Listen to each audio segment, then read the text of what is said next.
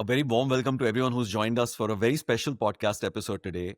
We are going all the way to Canada, north of where I am right now. We are going to be talking to Adam Puchalsky from Blink49 Studios. Adam is actually building a brand studios inside of Blink49. It's actually a fascinating story of a studio that actually does production, distribution, and a raft of other things. Big ambitions in terms of where they want to scale. The other exciting aspect that I'm curious myself to understand is that how do you start a new studio right in the midst of the pandemic? So we'll actually get a little bit of a sense of that. And then one aspect that we'll also dive into is Blink 49's key focus areas, partnerships, and new content strategies. With that, would like to welcome Adam Puchalsky. Adam, it's a pleasure to have you here with us, talking to the Vitrina community. The community is 100,000 people strong now. Our members and the extended community is across the world. These are all CXOs, leaders, experts from the entertainment supply chain. And they're all eager to hear about your story and where you're taking Blink 49 and the new brand studio that you're building inside of the company. Awesome. Thanks a lot. Thanks for the introduction as well. One point of clarification, 49 is a Canadian-based company. That's where they're headquartered in Toronto. They also have offices in LA, Vancouver, and I'm building the brand office in New York. So behind me, you're seeing Port Washington, New York, and I'm excited to be here to talk about that. The question around what we're trying to build, if you think historically, the folks who founded Blink49, their hypothesis was the entertainment world is changing at a rapid pace, and being able to tap into the economic benefits of Canada, they could actually help move the industry forward in new and interesting ways. So they've built a scripted group, they built an unscripted group, and then when they met me, they realized there's an opportunity to bolt on a brand studio on top of what they've already built. And they didn't do it to find new revenue streams as much as they wanted to be able to deliver entertainment and serve the talent that they represent in an interesting and meaningful way by having new financiers, new development partners, new avenues for distribution, and having brands become a part of the story, not just become blank checks that help fund entertainment. Does that make sense? And that's fascinating. And then the company's 5 years old. Tell us a little bit about the company's business right now. But before we started out, you were also sort of describing the multiple verticals that the company has. Yeah, so the business they're in the entertainment business. There's a unscripted group, and they've done some amazing work. Their most famous work is producing Beast Games. They also produce shows like the Braxtons and a few others. The scripted team does a ton of work in Canada, and they've had some breakthrough success outside of Canada. For example, they produced a show called Wild Cards, which is also available in the US on the CW and the next day on Prime Video. So there's a ton of success. It's new, and the gestation period to produce entertainment could be about a year or two. But the trajectory we're on is very, very exciting, and I'm excited to be a part of it, genuinely, authentically. And if I think about my career, I spent the first 10 years as a client service leader at advertising agencies. So I was at JWT, I was at BBDO, I was at McGarry Bowen, I was at Ogilvy. And then in that time there, because I was doing things differently, everyone I found, all of my peers were getting excited about being on set for the next television commercial. And I thought to myself, I spend my entire day in front of a computer. I want to be able to produce a thing that is going to be most experienced and enjoyed by the audience they're looking to speak to. In the work that I had done at Ogilvy, most specifically, the folks at an IPG media agency found me and hired me to run their content studio for North America. And it was an amazing experience. I learned about media, I learned about partnerships, I learned about distribution, I learned about how creativity can live in different ways. I learned about collaboration instead of control, which is a big theme of what we're trying to build at the brand studio today at Blink49. And it was an operational role, right? I learned sort of how to build a business. There wasn't much room for me in the seat that I had to be a creative or a business or institute a business vision. I was executing on the vision that the leaders had already came up with, which to this day, I believe is the most forward thinking and innovative and thoughtful vision that I've sort of tried to replicate myself when I was recruited out of to be the global head of content at Wavemaker, which is a media agency within WPP. And that experience was wild because it was around the time that MEC and Max's two media agencies merged, and their content practice didn't really have a point of view. A lot of what they were doing was basically taking media partnerships and looking at the added value they can get, and then the team that I would manage was managing that added value. And I had said, that feels like it's a race to the bottom, and quite honestly, they're producing some unwatchable garbage, for lack of a better description. It was just, I understood why they were doing it. They were basically producing 4, 5, 6 minute ads that would live on social media. And I thought to myself, if you're able to sort of restructure the offering into precision, which is one-to-one, which is where all of personalization and scale is where the industry was moving to, optimize the relationship with platforms so you're actually producing things on platform that people want, that their audiences want to consume, rethink the types of partnerships that you're doing, whether it's talent partnerships, media partnerships, production partnerships, distribution partnerships, name music partnerships. If you start thinking about everything as a media partnership, you sort of you'll be able to sort of come up with new, interesting ideas again that audiences will want to consume. And then finally, from my experience at I realized there's a big opportunity for brands to start participating in creating original IP.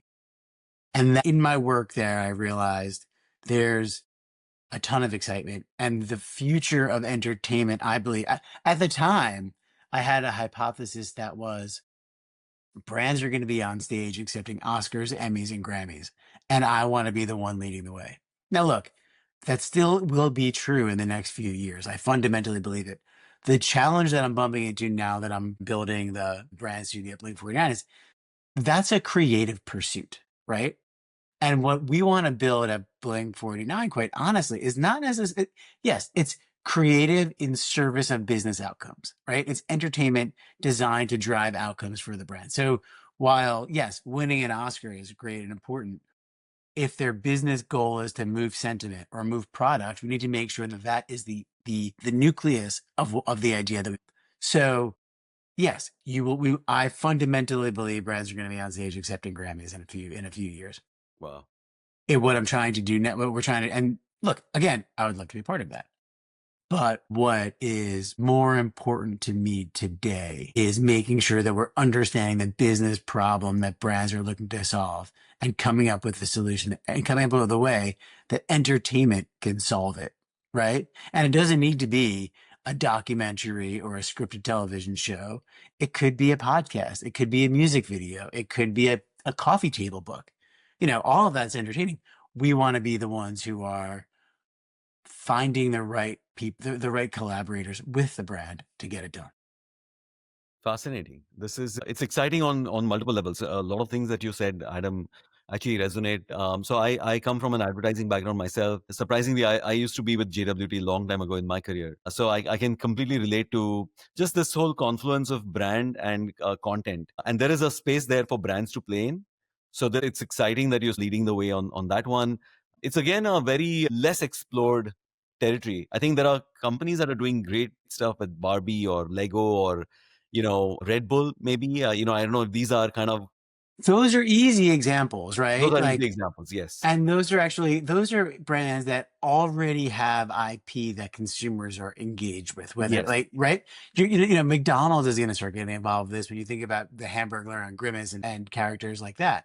Yeah. The challenge becomes when there isn't brand iconography, or even like Chester the Cheetah for Fritos, for Cheetos could make sense, right? The challenge becomes when there's no brand iconography and you still need to tell a message that's going to drive a business outcome. How do you incorporate that? How do you use the product benefit to move the plot line along, as opposed to sort of make it wonky and disruptive, because that will immediately lose the audience and immediately make it a commercial as opposed to a piece of entertainment. That is so true. And again, I mean, I think the shifting sands beneath our feet are really about the fact that, you've got digital now, which is very different from how traditional media, in the day used to really operate. So yeah, I'm sure you're thinking about a lot of those aspects, and I'd love to get deeper into those elements as well. So and also thanks for connecting the dots from your career history as well, just in terms of how that relates to the brand studio that you're attempting and that you're building. Let's talk a little bit about just the Blink49 business as it stands today. If you can give some contours of what are the key aspects that really are the main sort of pillars of the company. Well, I touched on this a bit earlier. There's a scripted department and an unscripted department. Those folks are headquartered in LA. The entire infrastructure, the finance, the accounting, human resources, as well as production and creative, is also based in Canada. In Canada, in offices in both Vancouver and in Toronto. Right. Over the course of the next 6 to 12 months, we're going to be creating what I describe as a direct to fans offering, where it's not just where if you think traditional entertainment has gatekeepers, and that's what makes it interesting, right? There are folks on the programming team of those networks, of those streamers, of those buyers that say whether or not it aligns with what their audience is looking to consume, right? When you take that gate of approval down, it sort of opens up floodgates for anyone to make anything. And sometimes it's good for brands, and sometimes it's viewed as less premium. But what we realize is when you have the right talent relationship, the right audience insight, and the right solution to deliver entertainment to that audience, you could sort of work in tandem with the traditional former gatekeepers to get programming onto those channels, as well as on places like YouTube, Instagram, TikTok. And even we're seeing a ton, and this is something that folks in Hollywood are talking about a lot, is a ton of a proliferation of micro dramas as well. And that's That's something right. that we want to sort of get into, particularly because of the economic benefits of our headquarters in Canada. You know what I mean? And I don't want to say cheaper, because look, anyone could produce anything at any Yeah, price. of But to course. get to the level of quality, the level of sophistication, the level of the expectation that, from where I sit, brands have come to expect, we're able to deliver that both creatively and transparently, which is sort of the vision for what we're trying to build, right? We want to create a safe space for brands to come and play and learn and grow and participate and develop and produce entertainment that will drive their business outcomes, right? And if you think about the way that we're sort of structuring ourselves, the first few hires we made are all service folks. There's a lot of people and I've learned this in my experience of just as we're growing, that have really sophisticated, robust, effective, successful organizations, but they're led by sales first. And what I realized is, from my experience at agencies, it's more important to have service than sales.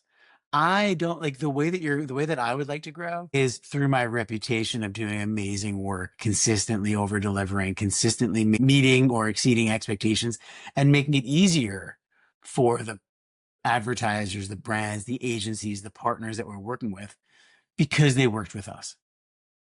You know what I mean? Yeah. So I think, so to me, that will be our special sauce. Now, look, if I look at the slate of work we have now, there's 4 or 5 interesting things in the hopper that are huge, and there are 3 or 4 that are actually a little bit more modest in size. But again, I don't want to bite off more than I can chew. And if it was a sales first organization, we'd be getting a ton of volume and delivering on it at 60 or 70%. I'd rather deliver at 110%. Fascinating. Given your body of specialization, Adam, one question that is very less understood in the content space, especially in the traditional film and TV supply chain, is just the wide variety of solutioning that exists in the video domain for brand solutions. Mhm. So let's take, if you can plot for our members the raft of things that brands could do. On one end of the spectrum is let's say the normal, usual, traditional 30-second TVC, and on the other side of the spectrum is a Barbie movie, right? What's in between? That's fun. That's a fun question. That's a really fun one. And I'll explain to you sort of the way that the solution needs to come based on what the audience is consuming or what we believe they will be consuming next. And I have a few interesting examples. It's about 3 or 4 years, more than about 3 or 4 years ago, in the heart of the pandemic, I was briefed on a problem that Trojan condoms had. In short, they came to the brand, and I was at the agency. So the agency leaders came to me and they said, look, we are looking to speak to 16 to 24-year-old boys. And our research indicates that none of them are consuming advertising in any capacity. There's no television ads. There's like they skip ad on YouTube, which is Yeah, clearly the most popular button exact. on the internet. And we just don't know how to reach them. So we did a bunch of research and realized that they're all over indexing on audio, whether that is through music, through podcasts, through books on tape. They're over indexing in audio more than anything else. So we realized if we want to reach them in a unique way, and it was around the time that iHeart had just launched their podcast studio, and they hadn't really done much brand work yet. But we came to them and said, like, let's figure out a way to sort of create a brand funded podcast for Trojan. So I creatively channeled the 16-year-old boy that used to be me. And I thought, what podcast would I want to listen to as a 16-year-old boy brought to me by Trojan Condoms? And I thought we call it, the working title was the Porn Star Podcast. And the idea was quite simple. We said, wouldn't it be interesting if a porn star interviewed celebrities to tell funny sex stories? And we lined up the porn star, we lined up the celebrities, and we brought it to the brand, and we said, "Hey, we have solid gold. We have to do this." And they came back to us with really smart, thoughtful, sophisticated response, strategic response. And they said, "Look, as a brand, we would never throw a party. We would always be the ones who are invited to the party as the responsible older brother." So we said to ourselves, we can work with that. So we trashed the idea of having a porn star podcast. And what we realized was we could find two influencer friends who go from college town to college town and report on the parties they're going to, right? And the name of this show was called The Pleasure Is Ours. And what they did was they went to these college towns, they debunked all of these different perspectives, and they reported on their experience going to these parties, right? It wound up being in the top 3% of ball podcasts globally, fully funded by the brand, right? And then because it was funded by the brand, they were now able to participate in the upside. And what I've learned in my experience in the space, a lot of advertisers don't have the infrastructure to receive money from entertainment they produce or from marketing dollars. So what they were able to do was reallocate some of the return on that investment into media. So they're able to create more. So again, that in and of itself is understanding the audience consumption and then producing something that will deliver the brand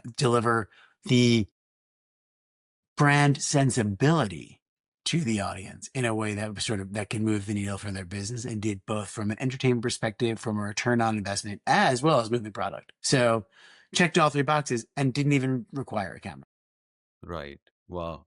So this is like a fully integrated sort of brand strategy as you Yeah, described it. for sure. And from that success, we wound up working with Magnum, which is the large size condom. And they said to us, look, we love what you did with Trojan and the podcast. Like we Magnum condoms are synonymous with hip hop culture. Can we invest in some like hip hop influencer videos to sort of bring Magnum back into the fold? And we said, wait, for the media investment that you have, we can just as easily fund a music video. And that's exactly what we did. We looked at the up and coming rappers and artists that are going to be launching an album over the next 6 months, spoke to their representation and said, look, Magnum could authentically appear in any of their music videos. We will fund the music video if you feature it, and then we can use that asset for marketing materials. And that's exactly what they did. And they wound up seeing what would have cost tens of millions of dollars reach the same size audience as what cost $500,000 because they tapped into culture and were able to move the needle in a way that for things that were already happening in entertainment and culture versus creating stuff from scratch. And then on top of it, having to pay for distribution. So the way that the traditional commercial advertising model works is the brand spends X number of dollars to make the asset and then X number of millions of dollars so that people actually see it. And there's an important component to that. There are certain things that brands need to say in a certain way. And I give this example all the time. It's a little weird, so you have to bear with me on it. I talk about BMW. I'm not a car guy, but it's the ultimate driving machine, right? Like 0 to 60 in 4 seconds. Every detail is well appointed. BMW has to say that in their advertising. They have to be very clear, talking to car people about the benefits of the product, right? For me, that means nothing. But I'm a dad and I've got 2 boys. And if I'm stopped at a red light that's 2 minutes away from my house, and I really gotta pee because we just came from a game and I'm tired and I didn't have a chance, I have to get them in the car and all that stuff. Suddenly going 0 to 60 in 4 seconds takes on a different meaning to me. Now, BMW could never say this is for dads with small bladders because that won't resonate. A dad with a small bladder who said, "Look, you should look at the BMW. I know you got a problem. I know your kids are fighting in the back seat and it's driving you nuts, and Right. you're at a red light, and you got to pee." It sort of takes away the need for the advertiser to say things in a certain way, and and it It allows makes the it more audience real. to speak to their. It allows influencers or other folks in my ecosystem to make it's like modern day word of mouth, but it's done, and that transcends whether that's a TikTok video or whether that's $100 million theatrical release of a film where there's a dad in the BMW trying to get home because he has to pee, right? The way that gets communicated is it doesn't matter. The media aperture doesn't matter as much as the way the message is communicated in an authentic way. Right, right, right, right. And yeah, I can totally relate to that And part. of course, if you want, I don't think dadswithsmallbladders.com still exists, but if it did, I would own the URL. All right. Anyway, I didn't see that coming in this podcast, but hey, this is what is fascinating about the work that you're doing, Adam, is that brands also have to be real. They have to be relatable, right? And just the type of 3+ and 5+ frequency of hitting the audience in the cable era is gone. So you have to really compensate with high impact communication right up front, because if people aren't watching as many TV commercials as they were perhaps in the living room, I don't know, you seem to have a I don't view know if I on. agree with you on that. I think reach and frequency are still important. I think, but I'm just it saying it's doesn't. hard to do. I'm saying it's No, I important, but just it's think you hard to need to do. think like I don't like we talk about ecosystems a lot, and I actually I think you just need to be where the fish are, right? So you could have it have the right reach, the right frequency. It just doesn't need to be the same, GRPs on broadcast on during prime time on the I hear evenings, you. which is there's still a value to that, right? Yeah, yeah. But there's also a value. There are other places that you can get your message across and actually have a exponential lift on the brand metrics that you're looking to accomplish. Understood. No, fair point. Fair point. So I was also curious that one of the things that Blink49 also does as a studio is that it has its own production slate, Yes. right?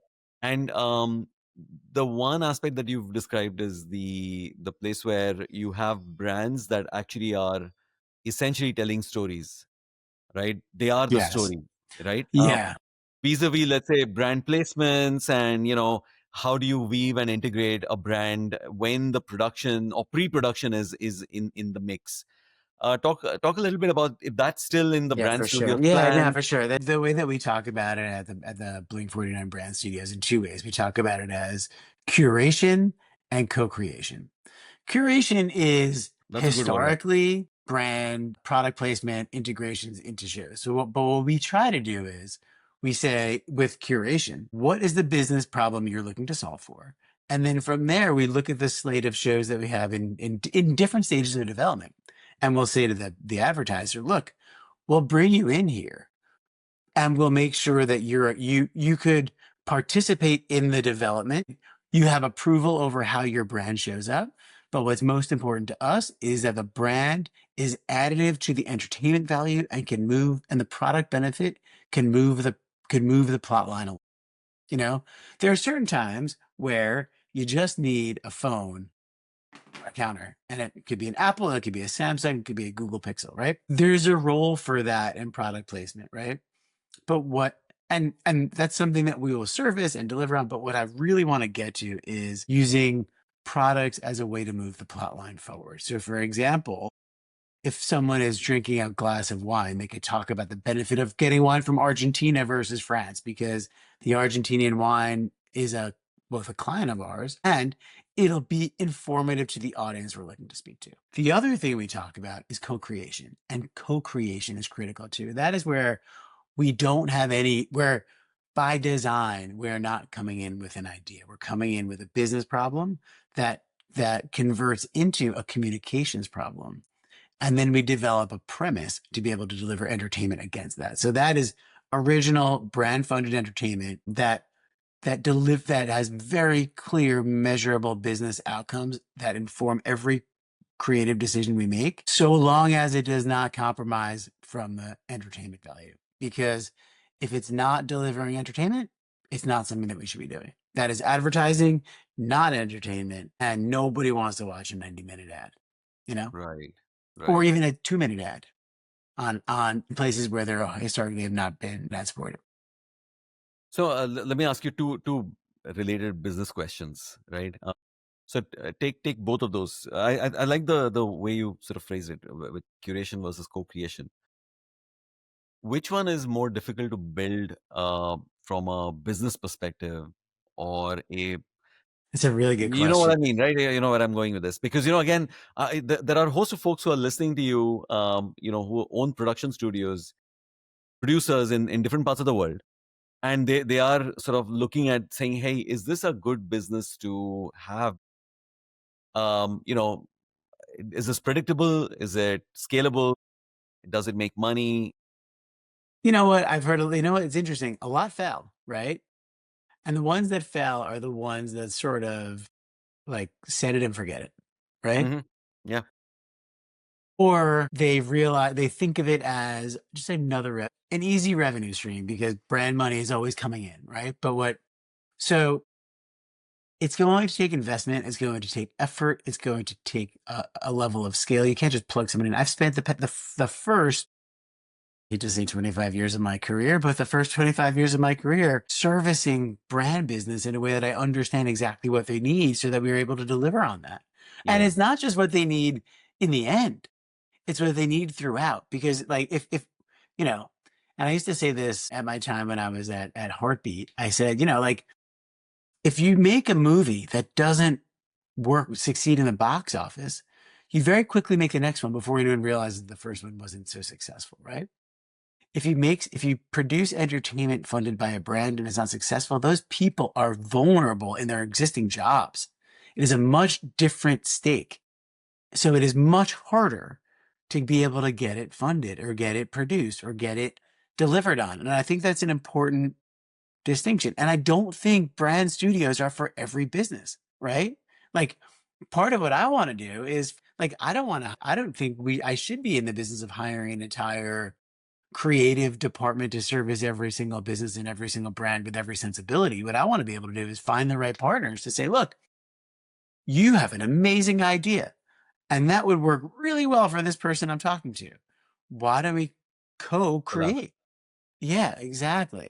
And I think so to answer your question, it's hard and it's not for everyone. And I don't think every single production company should have a brand studio. Yeah. No, I totally agree with you. I mean, like, for instance, one of the things that is central to Blink49 Studios creating a brand studio is you. I mean, I mean, clearly you've been brought in with your experience and your network. Because Yeah. I think without the network and without the experience, it's really hard. And I'll give you my take on this, and you tell me if this is right. Right? Again, I just want to sort of make it easier for a host of listeners to be able to understand that, right? So one of the things, again, this is not a very well understood topic with all production companies and houses, right? So my understanding was that when you describe curation, you are curating some aspects of the slate for a potential partnership with brands, but you have a situation where brands take a long time to decide, with the agencies involved, marketing departments involved, right, to really whether to participate or not. But the slate has to move on in stages irrespective. So you may catch a brand in the right zone or you may not. So that's the risk there. But when you come to co-creation, it might take a long time to first get the business problem, develop that into a story, develop that into a strategy, evolve that into a real output of what the creation should be. And that takes your sort of experience and your sort of network to get a brand vulnerable enough to tell you their business problems, and the other aspect is then to trust you with telling their brand story through a piece of content. Yeah, for sure. There's certain things in there's a few different questions that I'm gonna answer from there. First is, there's certain things that are just really entertaining that have no business type of brand involved, right? Like, I was just watching a Sizzle video before this before this conversation, where I say, this is gonna be a show. This is a show that the world needs to see. I have no role in getting it produced. It'll get picked up by a streamer. It'll get picked up by a network. It'll be seen by the world, and everyone's going to love it. And that's great. That's actually great for me too, because I'm at the studio that made this show, right? But there are certain shows that you think to yourself, can I just noodle on that for a little bit? Let me work. Let me have some. I know of 3 different advertisers that this may solve their business problem. Now, look, I'm not plugging in different. I'm not taking a show and calling a brand and saying, we have the show, do you want to get involved? What I'm saying is, I've heard you, and here's exactly what I think could make sense for your business. And based on the audience that we're anticipating, this is what it will cost, right? So that is how we sort of do the curation bit of it, right? And that's hard too. And sometimes it doesn't make sense, because while you think you're clearly delivering something of value to the brand, there could be something better. There's always a different option, right? So that makes sense. On the co-creation part, you're right. It requires a level of trust. It requires a level of risk. It requires a level of sophistication, and it requires a ton of time, right? Now, normally, advertising goes on a campaign calendar, right? This is off calendar. This is something that 6, 12, 18 months down the line is an important message you want to get out the door. And you're going to produce it, and then you're going to wait to find the right distribution launch date, so that it doesn't compete with other shows or other programs, or on that network or others, right? So there's more flexibility, it's more fluid, but in the end, if done correctly, it could offset a lot of the production costs they have for advertising, because we'll be able to convert the show into 15, 36-second spots as necessary. And it will have an outsized impact on driving the business outcomes, kind of like the examples that I gave with Trojan and Magnum. Got it. Interesting. So then another related question, Adam, is where are you starting out from as you start thinking about the brand studios and building it out? Is it US and Canada that you start off with? Yes, but no. I think that, what, in my research, in my time at Wavemaker, where I was running their global practice, I realized that, in today's age, and this, I don't want to say, I'm going to say this, and I don't want to sound too lofty or theoretical, so I'm just going to talk. I just feel like the sensibility in different cities is the same, and the sensibility in different rural areas or the country is the same. So, like, a 24-year-old in Seoul, and a 24-year-old in New York, and a 24-year-old in London, and a 24-year-old in Tokyo all have similar sensibilities, right? And they have similar. And if you look at the way they're dressed, if you look at the accounts they follow, they have the same sensibility, right? And then if you look at folks in suburban areas or in rural areas around the world, again, more conservative in their thinking. So, to my mind, to answer your question, the same goes for brands. The challenge you're going to bump into is that some brands don't have global reach. Some do. But I think from there, you figure out what the distribution strategy is. And quite honestly, you should be doing that anyway before you start. You need to know where because like I said in the beginning, you got to understand the audience, what they're consuming and where. So I don't think, yes, the lion's share of the conversations that I'm having now over index on North America. But I was just in MIPCOM last week talking to Brits and Europeans and friends in Germany and Italy and you name it. So there's a ton of opportunity. Wow. So tell me about MIPCOM actually. These conversations are for sort of partnerships. Are you sort of looking at other people's slates for the curation bit? Are So you looking at interesting. I've never been before. I've been to Cannes Lions quite a MIPCOM? bit, Okay, but right. I've never been, and I didn't know what to. First of all, it was way more civilized than Cannes Lions. Cannes Lions is overwhelming with people and bustling. You can't do anything. You can't really move. It's a competition of time and space. Yeah, MIPCOM was a business conference with business executives looking to conduct business and make deals in that very moment. That's not saying that doesn't happen at Cannes for Cannes Lions. There's just a lot of things happening for Cannes Lions, and this is a little bit more focused. But what I really enjoyed was there was a separate brand storytelling track at MIPCOM this year. And there was a handful of us, of industry leaders, who were invited to sort of speak as part of that track. And, on the first day of MIPCOM, there was conversations around why brands get involved in entertainment, what the deals are like, what works, what doesn't. And then my session that I moderated at the end was around measuring ROI of brand investment into entertainment. And we spoke a little bit in the beginning about like the problems of the past. And I'm not going to talk about when the agency world split between media and advertising, media and creative. But around the time of social media and display advertising, they realized it is way more measurable and way more scalable. So all of the measurement folks, the data analysts, migrated to personalization at scale. And then there was a splintering where a handful of folks went into media creativity. And what's interesting is the folks who were responsible for creativity in media couldn't couldn't give a clear brief to the data analysts who were spending all their time on personalization at scale. So a lot of times there was conversations around just what I remember a client very said this to me. It was like, I want to say it was like 2017, 2018, around then. He said, Adam, I love what you're proposing to me.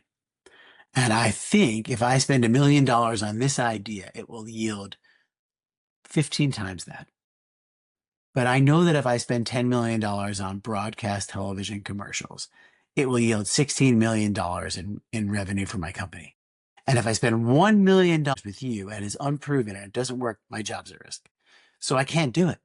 But yeah, I'm intrigued by it. If you could figure out how to measure it, I'll be more likely to invest. And what's happened in a world where there's less advertising inventory and the all of the personalization data has been sort of understood. Those data analysts who are excited about scaling personal scale and media and messaging and all that stuff with addressability are starting to come over to our side as well and helping us sort of figure out how to measure this sort of stuff. And what we've learned is there's a lot of metrics that make sense. It's not just brand affinity, purchase intent, things like that. It's also, Rotten Tomato score, like social recognition, like favorite, like there's other metrics that have a positive impact on the brand that we otherwise wouldn't have considered without those experts coming over to our side. And that was what we spoke about at MIPCOM in that session. It was really fruitful. And there was a publisher, there was a brand leader, and then there was a showrunner. I was the moderator, and it was fun. It was hard because when you moderate, you sort of like, no one wants to hear from the moderator. But there were so many smart folks that were able to sort of like extract brilliance from all of it. It was a really exciting experience. And then the second day was all around sort of where the industry's going. And then the third day, I spoke a lot about just sort of how to tastefully integrate into entertainment. And I touched on it earlier in this conversation, where the way that you tastefully do it is either it adds entertainment value or it doesn't show up in the show or movie or doc or whatever the manifestation of entertainment is. fascinating. There's that it's the fact that they actually had a theme for Track. It was an entire track. It was the 3 days whole track. of conversations, and it was That's very amazing. yeah, it was Okay. nice. So I have one aspect to talk to you about, Adam, is about partnerships. So three different questions, but all relating to partnerships. Would you partner with other prodcos for their slate just because you heard about problem from a Yes, brand? absolutely. Yeah, in fact, that was part of the conversation I had at MIPCOM. There's some That's awesome. there's some dormant IP that would make a ton of sense for an advertiser to get Right. involved in. How do you bring that back, right? Like a show that I used to talk about years ago is Double Dare, right? Hmm. Be amazing for a laundry detergent brand to get involved in that, right? I may have just suggested something for both Nickelodeon and Procter and Gamble, Wow. but that's a totally different point. But yes, there's a like. In fact, and what I've learned, and I learned this from that Trojan example that I gave you. When you bring everyone in and you open up the opportunity to collaborate, you'll get the best result because you'll understand the strategy better. You'll have a better solution. You'll be able to find the right talent. You'll be able to find the right you'll find the right production partner, the right distribution partner. You need to be able to collaborate. And if that means the idea comes from one place and the physical production comes from another and the financing comes from a third and you all come together and with a solution, absolutely. To answer your first question. Fascinating. So okay, so that's great, and I'm sure that a host of folks who are listening to this podcast, that's happy news, because they may have something really exciting where they've had those ideas saying, hey, this could be used to actually to integrate a brand, because Yes. it's a very powerful story, even for the brand.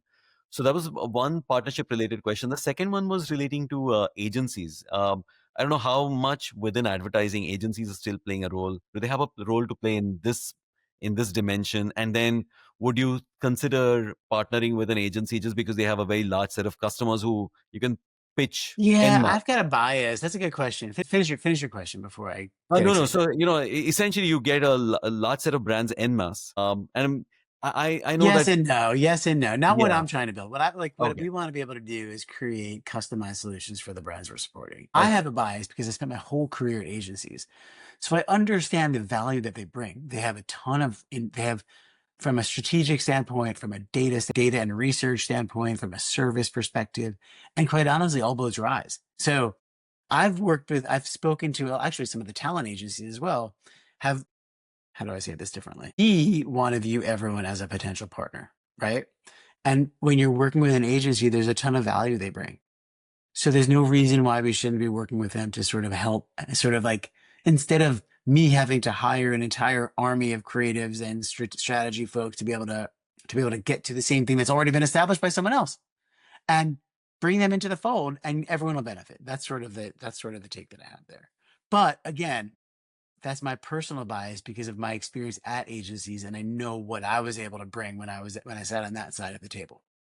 and look, That I doesn't mean, mean it for a works for lot. everyone. That doesn't mean it works for everyone. It doesn't, yeah, and that's the experience that we talked about, initially, which is, since you've got tremendous network and experience in this business, you kind of know how to navigate the corridors of both marketing companies as well as brand agencies. So Yes, you're right, but I don't like to give myself credit for that. Right? I okay, feel like I just want to say that yes, I do that there are people that I've worked with and I like to think that I've spent the time building on my reputation and doing right by people so they want to continue to do business with me. But I feel like you're only as good as you're the partner of the day, you're not the partner of record. And you're only as good as what you've done today and tomorrow. So I don't really want to focus on the network that I've built or the reputation that I have. I want to focus on what I'm doing tomorrow to be able to service the people I'm working with tomorrow. got it. No, But yes, I that's fair, appreciate your understanding of that. And I pride right? myself in the work that I've done throughout my career to build that up, but I don't rest on my laurels. You can't do that. Got it. No, that's fair. And my third angle on partnerships was really about measurement. You talked a little bit about measurement. I don't know if we are going to hear about some big news about Blink49 Brand Studios partners with a measurement company. Yes, I'd love to. Like, I want to be able to do that. What I actually think would make more sense to your point earlier is like find the right agency that has all this insight and then create a strategic partnership with them as opposed to building anything on our own. I'd love to be able to do that. And and you touched on this the first when you opened up the conversation. John and the founders have extraordinarily ambitious. I've learned that I'm also extraordinarily ambitious, and we have to make sure that we attack the right things without compromising the partnerships and the relationships that we're building. We will sooner find a strategic partnership. We'll find a data solution for the brands we're working with, for the partners we're working with, not just brands, for the networks we're working with to make sure that the shows that we're going to produce are going to, and I imagine a lot of that will come through artificial intelligence, right? A lot of the pre-testing, a lot of the reporting, a lot of the tools that you put, how do I say this? A lot of the investment that we make will be focused on AI to make sure that the work we're going to do is going to work. The shows that we're going to produce are going to be effective and entertaining and exciting. That totally makes sense. And one of the ideas I wanted to pitch, Adam, is that Vitrina actually tracks. We have something called the Global Film TV Project Tracker. Mhm. So we track all the projects that are currently in development, production, and post production, right? So, and we have an AI system where you can actually say, "Hey, I'm looking for something that involves an airline and a lot of travel," and it'll actually find you everything around the world in every country on the planet. What is currently in development, pre-production, production, and post relating to airlines and travel. Wow. So, and it's an AI system. So again, this is It's an amazing when tool. you, yeah. So one of the things that, since you mentioned that you were open to, even partnering with other prodcos who may have projects that fit exactly the solution that you're looking for. Again, just an idea out there. But I agree with you. I think AI has a lot to play on the toolkit Mhm. to actually sort of get that story You done. know, if I was, I said this, we had an offsite as a leadership team at Blink. I guess it was 2 or 3 weeks ago, and I said this to be provocative, and I don't Hmm. really know if I mean it, but the provocation was, if I'm a CMO today, I'm going to say that I will not produce a television commercial with a camera ever again. It's all going to be done through AI, right? Now, That is, you can't like, look, yes. sometimes you can't recreate the Irish countryside and the morning dew in AI. You need to go ahead and capture that. So it's a provocation more than a practicality. But there, like the sentiment is everything should be done with AI as much as possible. And I think that's sort of the direction of travel. But I think it's the direction of travel for sure in marketing. And I think entertainment will follow once there's consistency and once without compromising the importance or the value of the talent that's a part of the industry. Yeah, I was in LA last week speaking at an event which was a tech conference relating to AI developments. And man, I mean, some of the solutioning that Yeah. one is seeing is like just absolutely wicked. Yeah, I But don't think it's scary. I think I yeah, think there's going to be two types of people that get scared of it and people that learn how to make themselves better with it. yeah, yeah. Yeah, it is a provocative statement for sure. Again, a lot of people were provoked last week in LA, as you can imagine. That was quite a sight. Adam, in my last segment, I want to understand about outlook and roadmap. We're about to in 2025 in a few days. What does 2026 look like for the brand studios business? When do That's you a good like? question. Yeah. That's a good question. Finish your question though. You're better. I was curious about, what kind of, are you sort of tracking certain launch dates, I milestones? have two really exciting shows in the works Okay. that'll be airing next year. Both are unscripted TV series, sort of in the reality space. What I realized is when we started out, we were swinging for the fences, only swinging for home runs, right? And look, we've got a few of them in the works. But the problem there is, and I touched on this earlier, I want to be able to deliver the right entertainment solution for the business problem that's in front of me. And sometimes that needs to be a little bit smaller. So I think what I'm going to be spending my time in 2026 doing is identifying partnerships and smaller solutions that still deliver the audience that the brands are expecting, but without being such a big ticket item, right? Because if you get a couple singles and doubles, you're still driving in runs. And then every once in a while, the home run could be a grand slam, right? And then you sort of bring them all in. So to use a baseball analogy, because the World Series is about to start with the Dodgers and the Blue Jays, and I think a lot of people in my company, being Canadian based, are excited by the Blue Jays, and a lot of people in my company living in LA are even more excited they could see the Blue Jays on the road. But being a New Yorker, I'll probably just go back to watching the NFL. So that's sort of what the outlook is for. That's what the outlook is for 26. Just finding interesting partnerships that'll be able to be more direct to fan, direct to consumer, that still deliver on the business outcome that brands will come to expect when they work with the Blink49 brand studio. And any micro series, micro dramas, Yeah, for short sure. film, Yeah. digital. It's part of the conversation. I don't we don't we have a plan in place, We haven't executed. We don't. While we have a plan, we don't have an execution plan. We have a plan that we have a point of view.